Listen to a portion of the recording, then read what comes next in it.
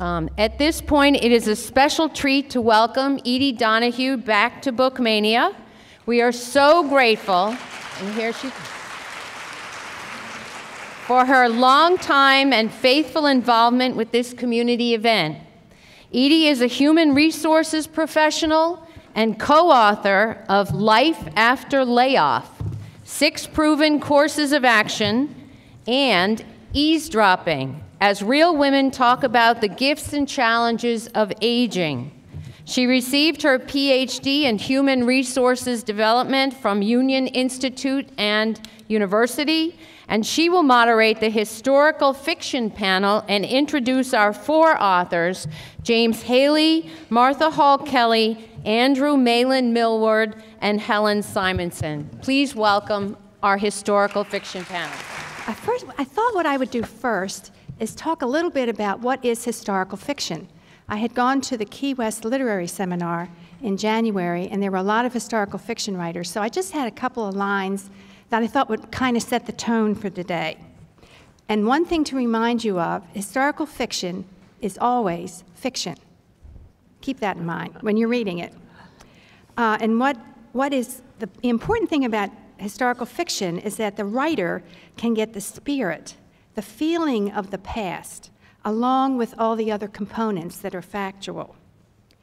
Most and all, at least these 4, have a great deal of respect for facts, but they also have a lot of curiosity. Am I right, folks? Yes. Without curiosity, you wouldn't have these wonderful books. But they do occasionally bend the facts for artistic purpose. So if you try to go back to a history book and look at the chronology, it may not be the same. Is that right? Okay. What is really important is truth, emotional truth. If you want to go to the factual truth, you go to the history book. What they can do is take what's there and then imagine it. They can imagine what can't be documented. Am I on the right track, folks? Oh, yeah. Okay. What you will get is the inner world of the characters, which is great.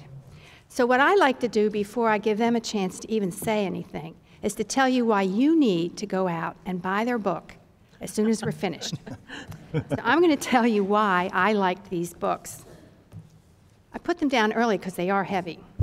Helen Simonson, who you knew probably before as Major Pettigrew's Last Stand, has written The Summer Before the War. This takes place in East Sussex in 1914. It begins then. And it references the impact of the war on the inhabitants. I found it very moving.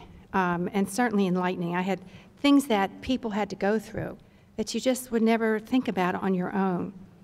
And I'm also in a study group that has just finished reading Dante. And Helen has a lot of references to Virgil and Dante.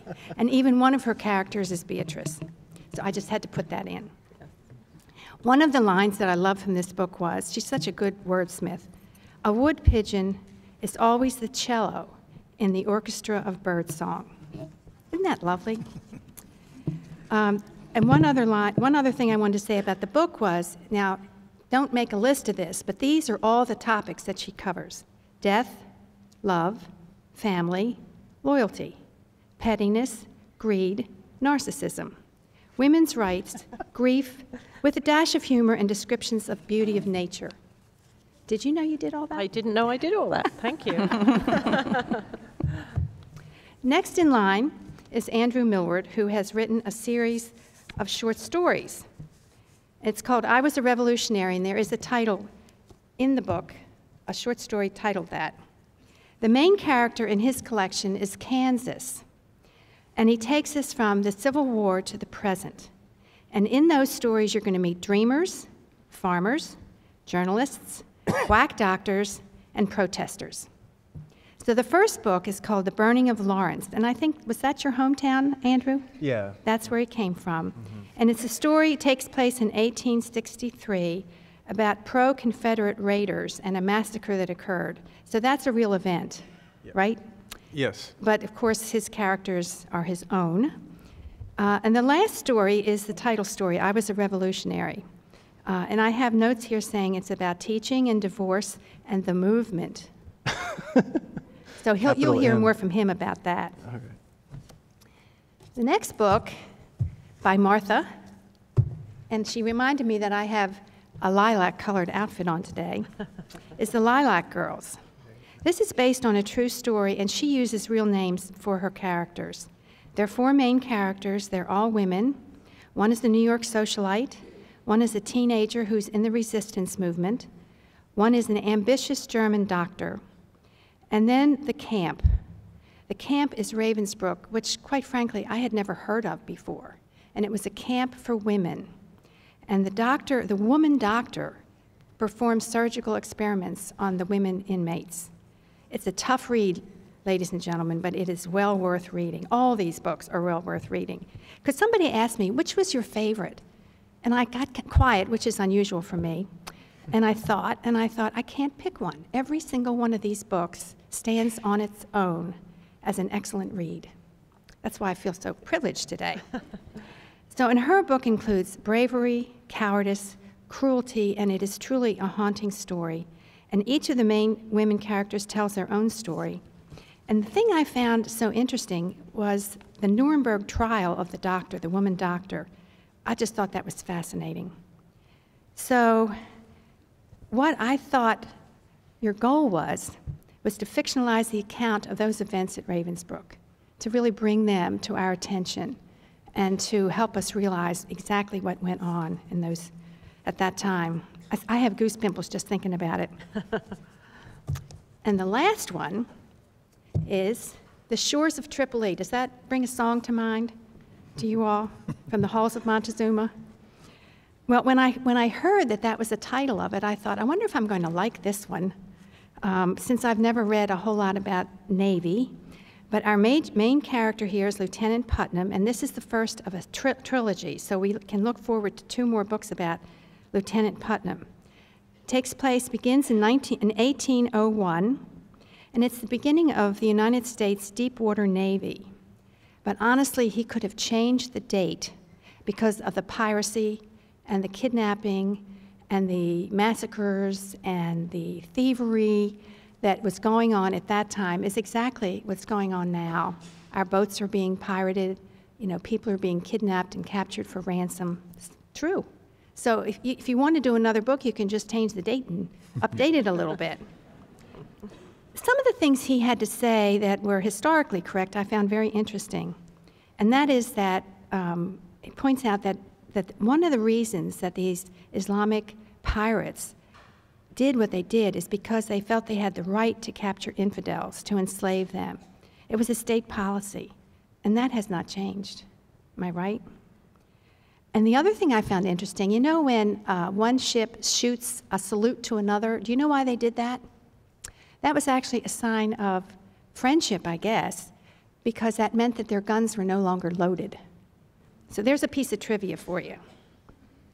One of the other things he points out is that dealing with the Arabs, the terms are almost never final. I'm not sure that's true for just Arabs, but at any rate, sometimes that works in families. And one of the things that I found that Jim said, was that rather than tell a story and hang history on it like a Christmas ornament, he likes to line up history and weave the story throughout. So, a treat for all of you. So now we're going to give our writers a chance to talk.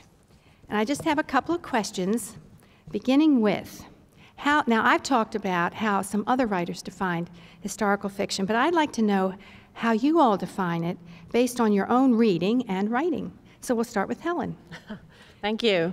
My first book was contemporary, and my second book wanted to write about my hometown again, and I loved the Edwardian period, but I didn't realize I would be writing a historical fiction. Just sort of didn't occur to me till I got into it. So I guess I think of myself as a literary writer, and so in terms of having this book put in the category of historical fiction, I realized historical fiction is any book in which the women still wear hats.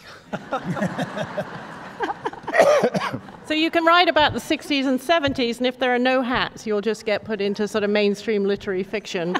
But certainly World War II and hats and feathers, you're definitely in that period. So 1914 would count. That's amazing. Thank you. That's nice. Yeah, I guess like Helen, my first book was kind of contemporary, and this one is sort of the first I've written that kind of engages history. I kind of think, in a certain way, all writing is historical fiction in the sense that it's reflective. But for our purposes here, I guess historical fiction, engages real historical people or events in some kind of way. And we were debating about the cutoff point for, Helen was saying last night, what was it, World War II? World War II. Yeah, yeah. I think, in a certain way, all writing is historical fiction in a way, but, I guess in terms of my own book, a lot of the stories are engaging real historical people or an event. What you mentioned, Edie, the sort of the story that launched this book, before I even knew it would be a whole book, was just sort of wanting to tell the story of this kind of atrocity that happened in my hometown. And afterwards, I thought, that was interesting. What else happened in my state? And I just read a history of Kansas, and I was shocked by all that I didn't know. And I thought, if I didn't know this and I grew up here, I bet most of the country doesn't. So that's kind of where it went from there. So if I can interrupt you for just a minute, you're really teaching us something about one of our states. Yeah. I mean, I think for a lot of people, Kansas doesn't occupy a huge space in the national imagination, and there was something about the history of the state in terms of its importance to the evolution of the country. Like what was happening in Kansas, it was responsible for our second revolution, also known as the Civil War, and so it was striking to me that the state occupies so little space in the national imagination, but it is really integral to understanding the country as a whole. It's right that it's sort of literally in the center of the country, because I think a lot of what has happened in Kansas talks to events that have or trends that have that we as a country have kind of had to face. What I love about historical fiction is that not only do you get a good narrative, but you also learn something in a very painless way. Thank you. Well, Lilac Girls is my only novel, and I didn't even know I was writing historical fiction until I went to a writer's conference, and they said, "Oh, what's your genre?" And I explained that it's a book based on a true story during World War II, and they went, "Oh, that's historical fiction." And I went, "Oh, okay, great, that's my genre." So I don't think I could write anything but historical fiction. Maybe someday I'll try, but I have 2 more books coming out, and they're both historical fiction, so I think I'm in a good rut right now. That's great. I guess I come at this from the other end because I've written more history books than fiction. And to me, especially, my definition of historical fiction has been changing in the last very few years as historical literacy in the country out there plummets. To me, it's not just creating a painting. I want to pull out a hologram in your mind's eye. And that's just not telling the story. That's realizing that my characters can't say, okay, until 1840. When did trousers replace breeches? Historical fiction I discover, and I was really listening to what Andrew was saying about, oh, I didn't know that. I want to convey this in a story. It's probably the easiest fiction to do badly. Mm-hmm. And when I get, say, a copy editor who's much less experienced than an editor, querying, boy, nobody has used this word in 150 years. I know. Or if I use a construction that is archaic, that is my way of helping the reader get his or her mind back into that period. To me, it's a much more organic and much more a thing of the whole than just telling a period story. Right. Yeah, well, that shows up in your dialogue, in your book. Thank you. You're welcome.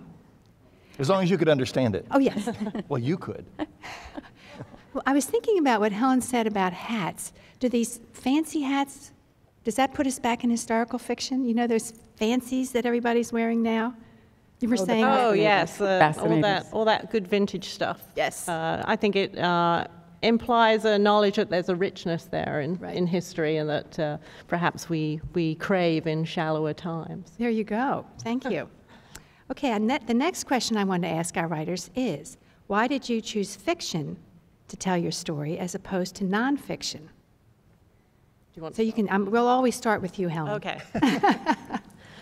I think fiction occupies a very special place. I think history books can really tell you what happened, but it's the job of fiction to not tell you, but to engage with you and explore why it may have happened.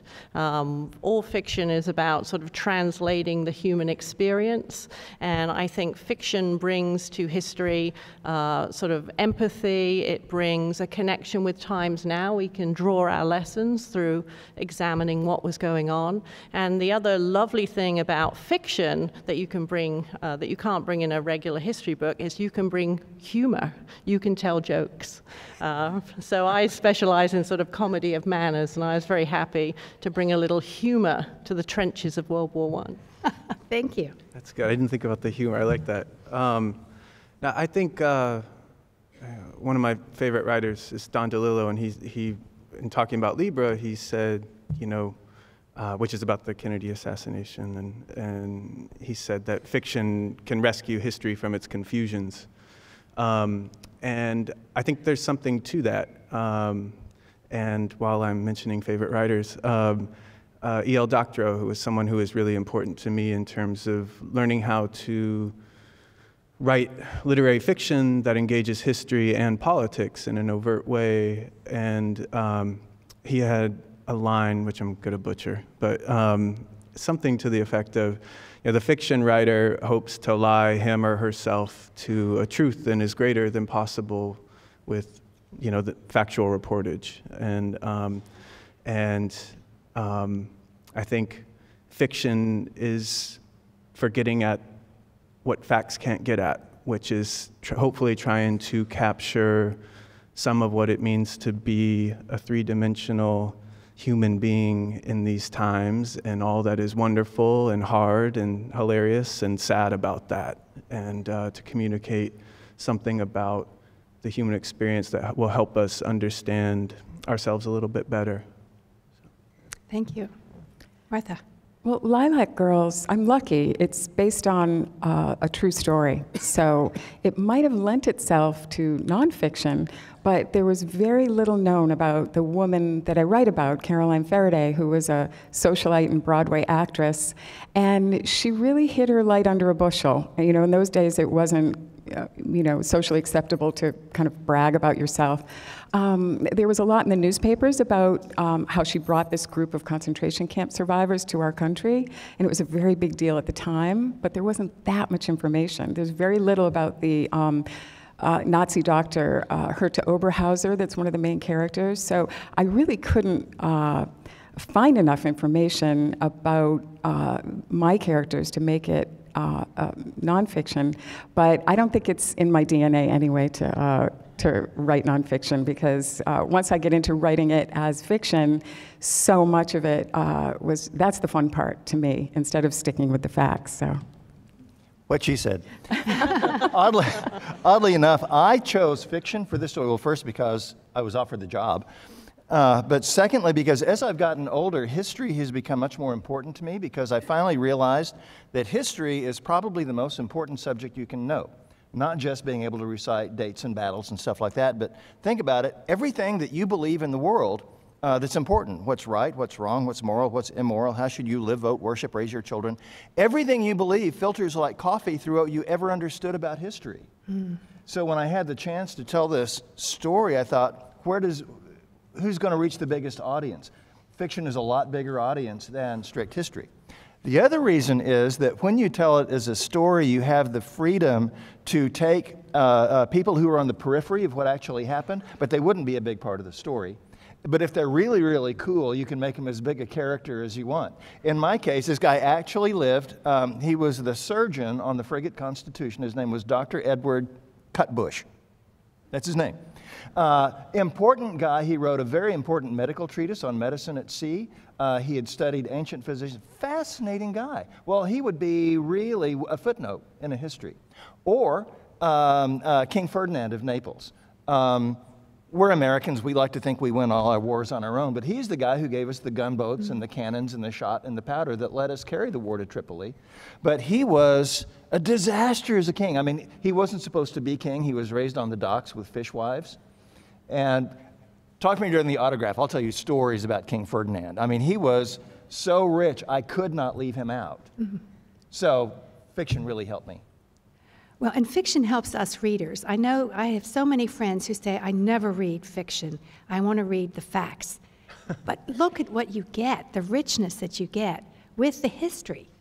Wait, can I tell a story really sure quickly related to what you were talking about? The first time, when I was meeting an ex-girlfriend's parents for the first time, her father was kind of like eyeing me and said, "What do you do?" And I said, "I'm a writer."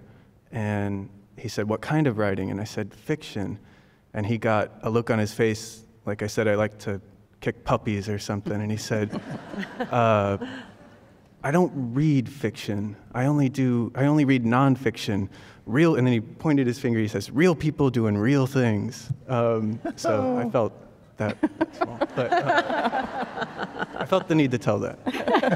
I'm clearly still working through it. Right. Well, the truth is that I love historical fiction, and when I talk about it, sometimes, especially in mixed company, the guys will say, "But, why don't you just read the real thing?"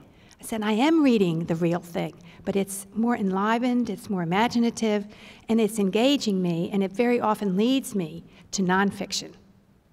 So that's just me, but I think I resonate with a lot of the people out there in the audience. I have a question about reading and writing. I was thinking about this before we got together. How much time each of us puts into our job of reading and writing. So a reader might take 8 to 10 hours maybe to read a work of fiction. If you do it for a book club, you might have to add 3 or 4 or 5 more hours for preparation and discussion. But I was curious with our writers, do you have any idea how many hours go into writing your book? I mean, we talk about years. Maybe the number's too astronomical, I don't know. But I just thought that as a reader, it would be interesting to get some idea of how much time you all put into preparing each word so that we have a greater appreciation of what's between the covers. Well, first I have to say that I laughed when you said 3 to 5 extra hours for book club prep. I'm going to call my book club and tell them they were not working nearly hard enough. So I would say each of my 2 books took me 5 years to write. This one was about 2.5 years of research and 2.5 years of writing. But I do a lot of sort of procrastinating or really worrying in my mind about the book, worrying like a dog with a bone and figuring it all out and then go to the computer. So in terms of computer hours, it was probably at least 2.5 hours to write the book. But I really couldn't tell you. The book, the creative process, is sort of this amorphous gathering of information, dreaming, writing, throwing things away, figuring out you've written a scene twice, throwing one of them away, and then you look up and one day you have this completed manuscript and 5 years of your life has gone by. Oh my God. But it is a serious undertaking, and it's shocking to me that a book could take anywhere from a year to write to. I know of writers who've taken 15 and 20 years to pour their heart into a single manuscript. So be careful how you review us on Amazon, because we worked hard. Yeah, I mean, I was a revolutionary. Took 9 years to write. It was sort of in that. You started it when you were 5? And I'm not a slow writer. It took a long time because of the amount of research you have to do, or I had to do anyway. So I mean, to talk about hours, it's like trying to understand the distance from here to the moon in any real way, or understand what $1 billion is when you make $40,000 a year. I don't know how to tell you except a lot, Well, I found out about this story. I just stumbled upon it up in Bethlehem, Connecticut. This story about Caroline Faraday and how she brought these rabbits, they were called, women that were experimented on at Ravensbrück. I went to her home, which is now a museum up in Connecticut, and I became obsessed with the story and started going up to study in her archives in the basement underneath one of the barns at her home. And I just kept doing that for about 5 years until I moved to Atlanta and went through the Starbucks drive-thru, and I got my usual decaf cappuccino, and the barista by mistake gave me a caffeinated one, and I went home and just started writing the book. It was crazy. Thank you, Starbucks. But after that, so that was 5 years to start with, and then I went all over the world studying Caroline's story. She has an archive in Paris, she has one at the U.S. Holocaust Museum, and I went to Poland, I went to Germany, and I took the same train route the women took when they were arrested, from Warsaw to Berlin, and then up to Fürstenberg, where the Ravensbrück concentration camp is. So I had a lot of work to do to make the book happen, but it was about 10 years altogether. Wow. Yeah, I hardly even know how to frame that. When I signed the deal for Shores of Tripoli with Putnam, they want a series and it's a book a year. And in fact, I spent 40 minutes on the phone with my editor last Monday as she was commiserating, yes, that's a great adjustment for a lot of people, because she was really trying to tell me to get the second one finished because it's overdue. My biography of Sam Houston took me 15 years. It won 9 different prizes and bankrupted me. That won't do. No. So I'm getting better. Probably the best way to understand it is this week I spent 5 hours researching pumpkin pie. Because the pumpkin pie 200 years ago was not the pumpkin pie we have now. You'd make a custard with cream and eggs and maybe cut up apples, and you would pour that into a pumpkin and you'd cook the pumpkin. And that was pumpkin pie. That's cool. Or when did, I can spend hours on focusing because I'm kind of OCD anyway. Or Sylvian, there's a scene in the book of after the battle at Derna, which is where we got to the shores of Tripoli. The Arab general who's on our side takes my main character out to the ruins at Cyrene, which is only a mile west of town. That's another thing I discovered doing research. And there's this entire ancient town, James of Cyrene in the Bible was from there. This town, its whole economy was based on a weed called silphium. In the ancient world, it was a miracle drug because men took it as an aphrodisiac, women took it as an abortifacient, so you could have all the fun you wanted and nobody ever got pregnant. This gigantic city grew up around this commerce, and you know why it dried up and blew away? They picked it all, it went extinct. Oh. So, I mean, that took 3 days to find that out. So, it takes a lot of work. It takes a lot of work. And I just wanted them to be able to tell you how much work goes into it so that you can really appreciate the reading. And just, don't rush through it. Although the narratives always make you want to turn the page, just savor each word. They've worked hard to provide it for us, and it's really worthwhile. And I'm so grateful. Thank you. Okay, now that we talk about, I think most readers are interested in the process that a writer goes through, and we've all heard about how they write and what they do. But what I'm really interested in is, what do you find in the whole process? Because for you all, it begins with either an idea or research. What's the most fun, and what's the biggest challenge in putting a book to bed? Well, for me, the absolute most fun is being on book tour. Regional airlines, new hotel every night. No, really, it's fun. No, it is fun. Lots of room service, an expense account. Would Mrs. Simonson like a martini with her room service? Yes, she would. And then coming out and meeting all of you. It's absolutely fantastic. If I could do this all the time and not have to write, I would consider it. So the funny thing about the summer before the war, my first book had been through a whole MFA process and workshops. This second book, I was now a published writer, supposed to know what I was doing, and so I was sort of alone in my little hole for 5 years. And I gave sort of the whole book to my editor, and sort of nobody had seen it before that, except my husband who's here, but he knows which side his bread is buttered on, so he said it was fantastic. But the second time around, I really, really enjoyed the editing process, which I thought was going to be terrible because I sort of knew that the book was the first draft, and I have an amazing editor, and I sort of actually took a more professional approach second time around. I wasn't afraid. First time around, I was afraid to touch anything because people had said it was good, and I didn't want to mess it up. Second time around, I had more confidence, and I was willing to rip it apart. At one point, all the chapters were spread out on the floor in my children's playroom, and then if the chapter had more than one voice, that was ripped apart too, and I was sort of walking over my novel and sort of moving things around. So second time around, I was really ready to, having created the world, rip it apart, reconstitute it, tighten it up, do whatever I had to do to get the story out that I wanted to say.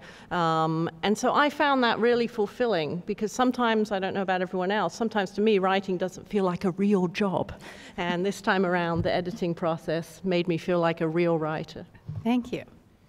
Yeah, I mean, I'd echo, I think it's funny, I think the best part is this, after the book comes out, and also like the sexy idea phase, the germinal thing that sort of sets the book in motion. You mean the Nobel Prize winning idea? Yeah, I'm a genius.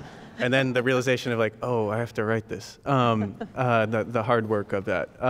But no, I do think what we do involves being alone in a room or Starbucks for large periods of time, and I know that feels very meaningful to me. It's labor that feels very meaningful and helps me, be in the world. And but I don't always have a great sense of what it means to other people once it goes out into the world, unless, opportunities like this. And so I think, actually after a book comes out and getting to meet people, whether they've read the book or maybe just whether they're interested in maybe reading the book, that's really rewarding. And so I love that. And so thanks for having me/us here. But in terms of the toughest, I think, I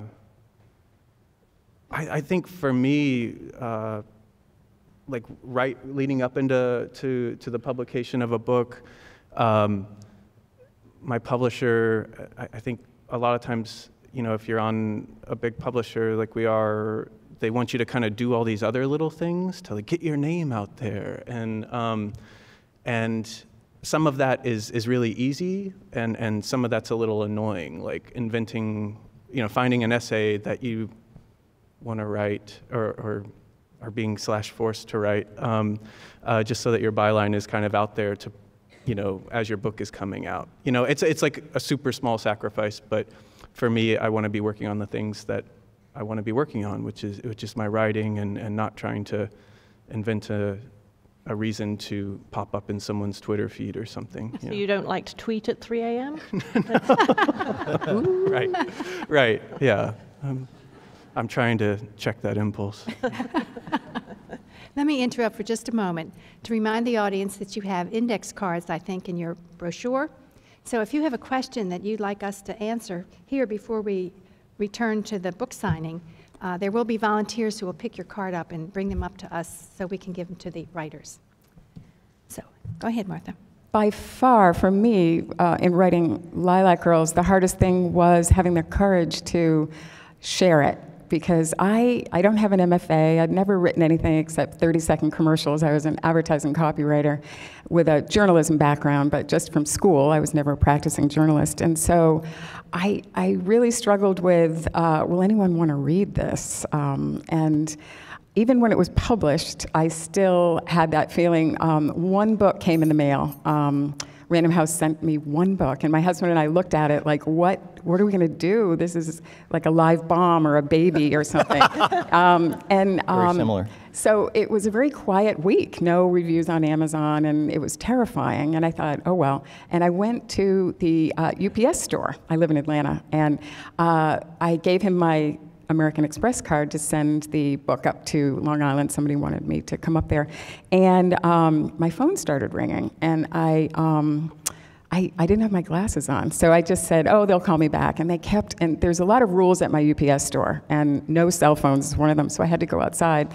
And it turned out it was my, my editor at Random House and the marketing team, and they were screaming.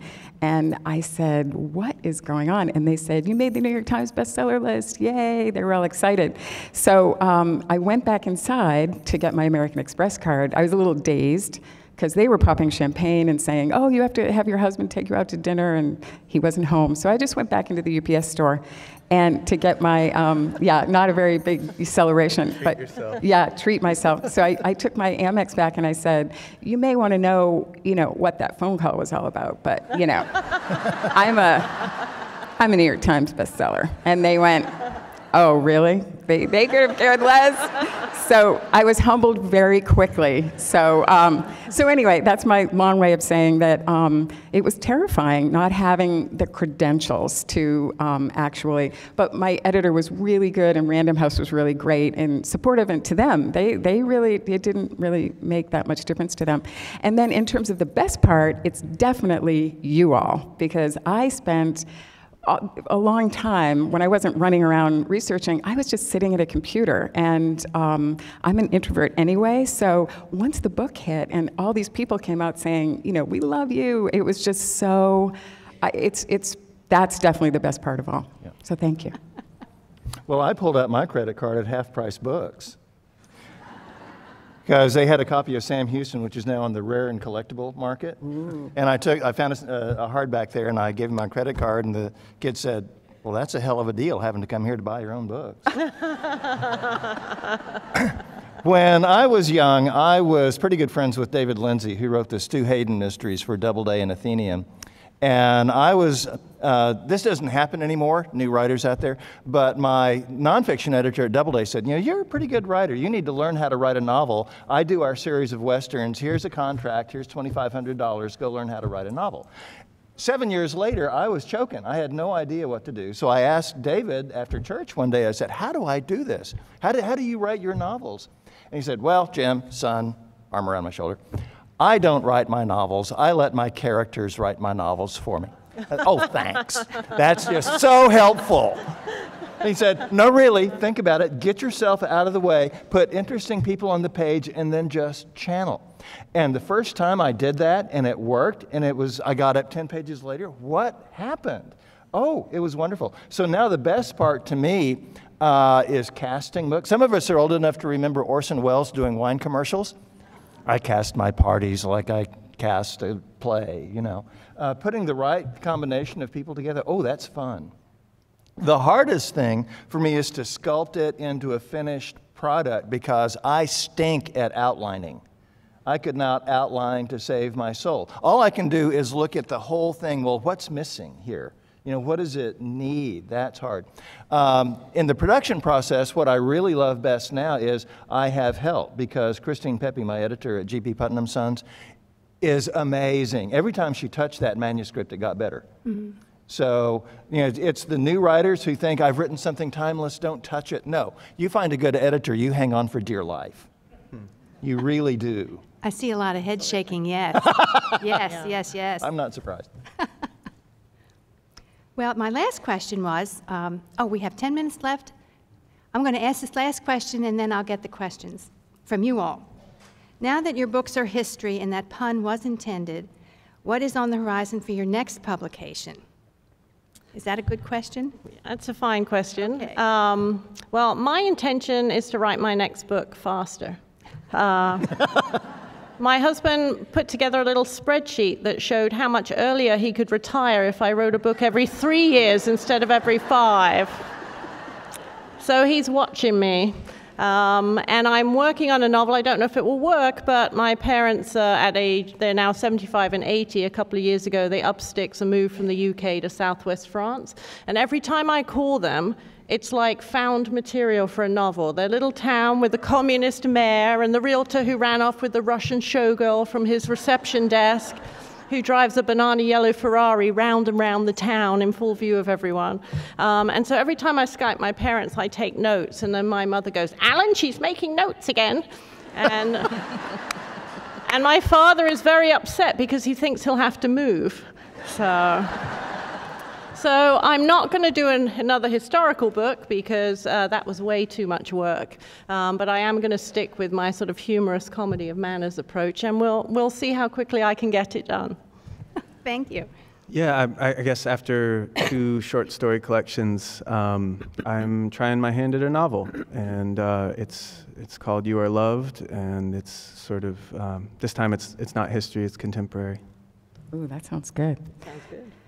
I was lucky enough before the holidays to sign for 2 more books with, I know, I was shocked, but it's exciting with Random House. And they go back in time. They're 2 prequels. The next one is a prequel to Lilac Girls called Gin Lane. And not gin like you drink, but there is some of that in there. But the gin, it takes place partly on Long Island and Southampton, and gin was the Dutch word for commons where they graze the cows. So Gin Lane is from that. But it is, if you've read Lilac Girls, Eliza Faraday, the mother, that's the main character in the second book. And 2 Russian characters, because Eliza helped bring the white Russians to the United States, and a lot of them end up on Long Island. So that's the second book, and then the third book takes place during the Civil War, and it's Caroline's great-grandmother, Eliza Jane Woolsey, who was a nurse on the Gettysburg battlefield. Wow. Wow. The Tempest, this number 2 in the series of the Bliven Putnam Navy Adventures, which is now a month late. And if I don't turn in 2 more chapters on Monday, Chris, my editor, is going to call me in tears. I have a deal with the Texas, I live in Austin, Supreme Court. I do a YA series about early Texas law and order. That's 1 a year. So all the other nonfiction books that I want to do are kind of on hold right now, because I'm really discovering that doing a book a year for somebody is an enormous commitment. And until I figure out what I'm doing, everything else is on hold. Well, we're glad you carved out some time to come today, for sure. For all of you, because I know that writing is what you do, and it's wonderful to hear that you really enjoy being here, because we sure love having you. Okay, we have a few questions from the audience. This is a good question for all of you. What's your favorite time period in history? Just your own favorite time period in history. Well, I'm torn between ancient Rome and the Edwardian period. I know that's a bit of a gap. I was lucky enough to visit Pompeii and Herculaneum and find out that life in ancient Roman times was actually sort of like life in New York. They would do their work and then they would pick up takeout food on the way home from these little shops. So I love ancient Rome, everything to do with that. And then the Edwardian period, which I got to write about here, I really thought was all sort of garden parties, picture hats, tea with Henry James. But actually, the more I researched it, on the one hand, it's garden parties and also amazing technology. This is the birth of the industrial age. And on the other hand, still the scourges of rickets and TB and malnourishment and harvest failures. And if you were not wealthy, life still sucked. So I like the Edwardian period, but I would want to be rich. Yeah, I don't know. 20s were pretty cool, right? At least before the Depression, right? Okay, I'll say that. Yeah, there was that Depression thing. Yeah. I was born the day that Sputnik went up into space, and please don't Google that and find out how old I am. But I love the 50s, and I was lucky with Lilac Girls that I got to take it from the beginning of the war in '39 to the 50s, because I don't know, there's just something really wonderful about just the clothes and just that whole era, Camelot. I guess because I've written so much Western history, I've written about Texas, I've written about the South Plains, I covered Arizona and New Mexico with Apaches, I just did a history about how we got our hands on Hawaii. So I would say the American West. Not that I would have been a very successful cowboy. You know, I would have been a man of the cloth, hoping I wouldn't get beat up. Can you actually ride a horse? Can you ride a horse? I had a mule when I was a kid. His name was Jasper. Oh, wow. You're in then. here's a question that I never thought of before. Are any of you writing more than one book at a time? Always. You're always? Are you all? Really? No. Yeah. No. No. No. One book is hard enough. One is enough. So both of you are writing. Yeah, I'm writing my 2 next books at the same time. Oh my gosh. I had to outline them both, and because the research that I'm doing about the family really applies to both. And someone just called me and said, we have a letter that our great-grandfather just wrote to Eliza Jane Woolsey, so that's in my second prequel. Right. And so she's sending it to me. It's going to be waiting for me. And she was with a young man when he died, and she wrote to this person's grandfather and told them that she had been with him until his final days. And she was a northern woman and he was a southern soldier, so it's a very emotional thing. Anyway, not to get carried away, but... Goose pimples on that one. Yes. Jim? Oh, always. I mean, I've got so many books. Actually, I added them up. I've written, depending on how you count them, because I've done 2 ghostwriting jobs. Some people don't count them. I've done 2 juvie jobs. Some people don't count them. And in fact, I gave a lecture at the Philosophical Society of Texas a couple of weeks ago, and I had to work with the former special prosecutor, Kenneth Starr, who's the president of the Philosophical Society. And I knew that when we talked that he was going to ask me how many books I'd written. And I said, well, Judge, it depends on what your definition of the word written is. Fortunately, he laughed. But I've got on my list, there's 22 books that I want to finish before I croak. Whoa. So my life is pretty much... Yeah. Planned So we out. have a lot to look forward to. Yep. Yeah. Unless the ticker gives out. Yeah. Well, this, actually, you talked about this a little bit. Do the characters come to you with their stories, or do you have to think about the development of the characters? I think it might be different for each of you. Yeah, my books always begin with character. My debut, Major Pettigrew's Last Stand, I just thought of this little house and the door opened and there was retired Major Pettigrew in his tweeds. Oh, no, actually he was wearing his dead wife's floral house coat because he was cleaning the house. And in this case, I stepped out of my agent's office when she said she would take me on and publish Pettigrew. And on a busy New York street, I seemed to see my hometown of Rye sort of rise up before me, and standing next to me was Agatha Kent, this sort of middle-aged matriarch of the town around whom the entire story will swirl. And we sort of stood there on the street in Soho looking over the landscape of Rye, and I knew that if I followed her, Wow. she would take me somewhere interesting. And I try to just follow my characters where they go. I have no idea where we're going. I love that. Jim? Oh, go ahead, Andrew. You were Okay, Andrew, you want to go next? Well, yeah, no, I mean, I very much agree. I'm a professor and teach writing, and so I'm always talking to my students about, the importance of character, that should be the most important thing they're thinking about, and that if you really know your characters, her wants, fears, desires, all of that, plot grows out from that, organically. But I find that if you try to lead with plot, a lot of my students, are thinking of movies or sort of visual, and so they want to lead with plot and have a big sexy plot with lots of explosions, and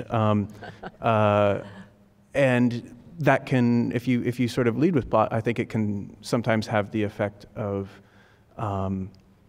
making your characters feel like cardboard cutouts of people instead of three-dimensional human beings. So I try to get them to I think one of the greatest lessons I ever learned with one of my professors in writing deities is Marilyn Robinson, and as she eviscerated one of my stories in workshop one day, said that I needed to learn how to give my characters the dignity of human complexity. And and it was a hard lesson to hear, and I am so grateful for it. I will take that beating any day. Thank you. I definitely start with character. I have a lot of characters in my books, so I take my whole office and I make a character wall with pictures of what I think the characters look like, which makes it really easy. But I'm not, I don't close the door if a new character comes along that is fabulous. If you've read the book, Betty, Caroline's best friend, just showed up one day and invited her in, and she's one of my favorites. So, you don't want to close yourself off to that kind of serendipity. I think when you write historical fiction, part of your work is already done, because your historical characters, if you're trying to be true to the history, that's already done for you. So in writing Shores of Tripoli, a lot of the character of Commodore Preble or Stephen Decatur were defined by their biographies. The main characters who are fictitious, if I knew where those ideas came from, I'd bottle it and sell it. But they came pretty much fully formed. And then I would put them in a scene, and they would develop themselves the way they wanted to grow. You all make it sound like magic. You all have a muse. It is. It's a combination of magic and sort of brute force work, isn't it? Right, Yes. right. It's very odd. It's an odd profession. But it's wonderful for us. Do we have a couple more minutes? Okay. I'm going to ask one Hey, last... we're the last session. Where are they going to go? Well, if anybody has to leave, you can. But we can take another couple minutes, because the biographies in the brochure are very skinny. So I asked I didn't get a chance to tell the girls this, so I'm going to ask the guys first. What is there in your life that you would like to share with your readers that wasn't in the biography? So it could have been a funny job you had, a good experience you had, but just share one little item. And I'm going to start with the guys. I'll start with you, Jim. Well, I remember in college I was taking an American history course, and I found this blue book when I moved 5 years ago. So this is an old, crumbly blue book. And it was an American history exam that I wrote, and the professor wrote on the front, he said, "The writing in here was so good it almost made me forget that there's no content." That was when I knew what I needed to do for my living. And the last day job I had, talking about fiction, I gave tours of the Texas Capitol. Howdy, y'all. Welcome to the Texas Capitol. Where are y'all from? I've got the whole thing memorized. If you're in Austin, give me a call. But if somebody would ask us a question and we didn't know, when there was no boss listening around the corner, we just kind of make stuff up and have fun with people. For instance, there's in the state senate in the Texas Capitol, there's a full-length portrait of Lyndon B. Johnson. And then when you tell people it's Bill O'Reilly, you get some looks. So yeah, I had fun preparing for a life as a historical novelist. There you go. Thanks. Andrew? Yeah, not in the biography. I guess, how about this? I went to college to play basketball. I was sort of the weirdo in my family. Like, I come from I love you, Mom, a family of academics, and I was the one. I wasn't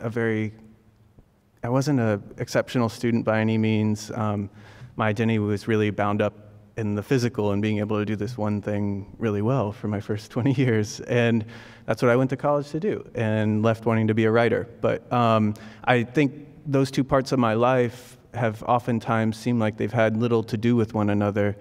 And only in the last year or so, I think, did I realize that playing basketball at a really high and intense level, I think, prepared me to be a writer in terms of the amount of rigor and routine it takes to do. Like, art is hard, like you wouldn't get that if based on the movies you watch, it looks really sexy, but a lot of it is like the patient, unsexy work of like showing up each day when you don't feel like it, to stare at the cursor blinking back at you and feel absolute terror as every excuse not to write goes through your head, but weathering it and finding a way into what you were doing the day before, and then everything's okay, and you get up and do it all over again. So it's also really fun and everything. I just made it sound awful, but I wouldn't do it if it was awful. But Thanks.